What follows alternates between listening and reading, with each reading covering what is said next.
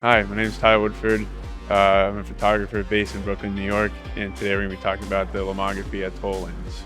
The situations I'd use this 17mm lens would be, for example, we saw in the video that we showed, is like for skateboarding or any sort of like sports that you can like get close in, or if you want to like take advantage of like composition, you can like skateboarding usually revolves around like a fisheye or wide angle lens, and that's like what like most like skateboard photographers use because it shows like exaggerated, like the obstacle like just gets like more exaggerated and looks bigger and like makes it more like extreme, and also makes it kind of like more personal because you're like closer to the subject rather than being like far away with like a telephoto lens.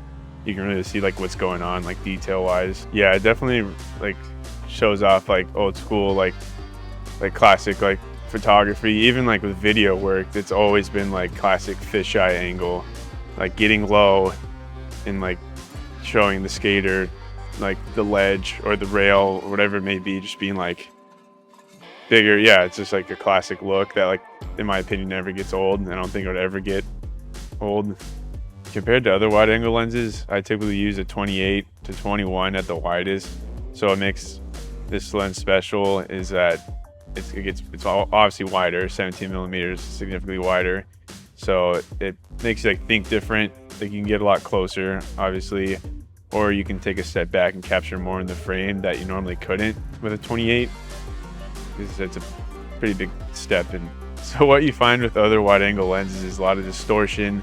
Straight lines become curved, and with a Atoll lens you don't find that like basically at all. From what I've seen firsthand, like everything's straight how you want it to be, no vignetting. So my initial reaction to the lens, it looks incredible. It looks like a very like high quality lens, which it is. Like performs well.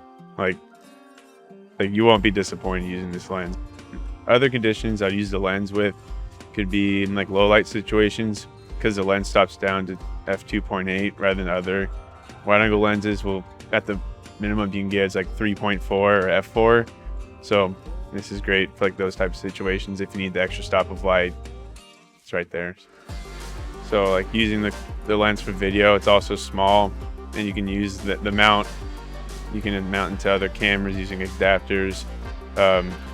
And also like if you're also shooting skateboarding, going back to that, the wide angle fisheye effect kind of gives like a nostalgic feel. It's like old like skateboarding videos. It's very versatile, and using it like on a modern camera.